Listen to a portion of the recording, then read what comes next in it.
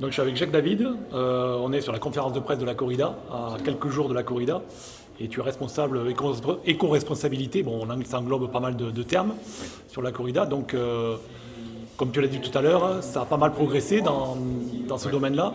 Est-ce que tu peux faire un petit point maintenant, Ouais. tout ce qui va être fait Alors, très rapidement, hein, on a commencé en 2019 à mettre le sujet sur la table au sein de l'organisation. On travaille un petit peu désorganisé au départ, puis on a parti d'une feuille blanche pour dire comment on peut faire une corrida plus propre, plus éco-responsable au niveau environnemental, mais aussi au niveau sociétal. Donc 2019, premier thème abordé, où on a réussi à faire quelques actions intéressantes au niveau du tri des déchets, des ravitaillements. 2020-2021 année blanche. 2022, donc on a retravaillé dessus de manière un petit peu plus organisée. On s'est fait accompagner par certains partenaires qui nous ont beaucoup aidés sur le sujet.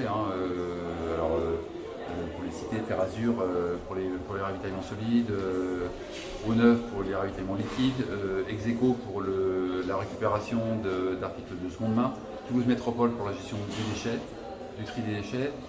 Cette année, Hector le Collector pour la récupération des déchets organiques, Eden Mobility pour l'accompagnement des véhicules qui vont encadrer la course, qui seront des véhicules électriques uniquement. Voilà, donc 2022, on commence à avoir quelque chose de structuré. 2023, donc cette année, on structure encore un peu mieux. Nos actions vont un petit peu plus loin. Et fait nouveau, cette année, ce qu'on n'arrivait pas à faire jusqu'à maintenant, c'est comment est-ce qu'on peut évaluer notre impact carbone sur l'événement sans réduire la beauté de notre événement, mais en faisant différemment. Donc quel est l'impact carbone aujourd'hui de notre événement et comment on peut faire aussi peut-être pour le compenser. Donc on a fait appel cette année à un partenaire nouveau qui est Climat Local. Nous sommes aujourd'hui dans ces locaux, on les remercie d'ailleurs de nous accueillir. Et on travaille avec eux actuellement. Et les gens qui se sont déjà inscrits ont pu le vérifier sur le masque d'inscription. On essaie de recenser tous les sujets qui vont générer du CO2, les déplacements, les ravitaillements, la fourniture des t-shirts, l'installation du matériel place du Capitole, les déplacements de l'équipe d'organisation tout au long de l'année.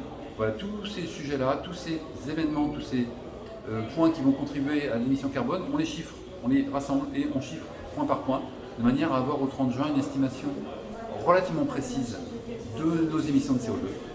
Pourquoi pour l'année prochaine, déjà se challenger sur les différents points, dire comment on fait aussi bien notre événement en dépensant beaucoup moins de CO2, en générant beaucoup moins de CO2. Ça, c'est notre première action. Le deuxième volet, ça va être de dire comment aussi est-ce qu'on peut compenser. Et là, on est donc sur un sujet où on va le travailler durant l'été, de dire comment peut-être on peut contribuer à la, je ne vais pas dire reforestation, mais replantation d'arbres champêtres sur la région toulousaine, qui contribuera à capter du CO2 et ainsi compenser au fil des années, compenser nos émissions de CO2 qu'on génère sur l'événement. Donc voilà, un beau sujet. D'accord, c'est des efforts qui vont être poursuivis sur plusieurs années, quoi. C'est des efforts presque sans fin pour essayer d'arriver à... C'est du travail de longue haleine, c'est d'année en année, puisqu'on ne peut pas, je répète, l'idée c'est pas de réduire la voilure de notre événement, c'est de faire différemment et plus vertueux. Donc effectivement, d'année en année, tout le temps, on va devoir, mais on va le faire avec plaisir, travailler pour dire comment est-ce qu'on fait mieux. Et d'année en année, essayer de se challenger pour générer encore moins de CO2. D'accord. Et j'avais une question alors plus sur la course à pied en général, puisque tu cours beaucoup et on te voit sur pas mal de courses tout au long de l'année. Est-ce que tu penses que la corrida va être c'est un exemple qui peut être suivi par d'autres courses, même s'il n'y a pas les mêmes moyens peut-être, mais comment tu ressens ça? Je vais être modeste, on n'est pas les seuls. Je vois beaucoup d'autres événements sportifs, notamment de course à pied, où les organisateurs travaillent aussi sur ce sujet-là. Est-ce qu'on sera exemplaire? Je ne sais pas, on veut toujours aller plus loin et toujours faire mieux. Donc si on peut servir d'exemple à d'autres, tant mieux. Et puis aussi, je ne le cache pas, on va aussi nous se nourrir d'expériences d'autres événements pour aussi avancer. Je crois que ce n'est pas une course les uns contre les autres, c'est une course les uns ensemble, avec les autres, tout à fait. Pour avancer rapidement. Et puis je pense qu'on se doit en termes d'entreprise, enfin pas d'entreprise, mais d'organismes collectifs, d'associations, on se doit, je pense, d'être exemplaires.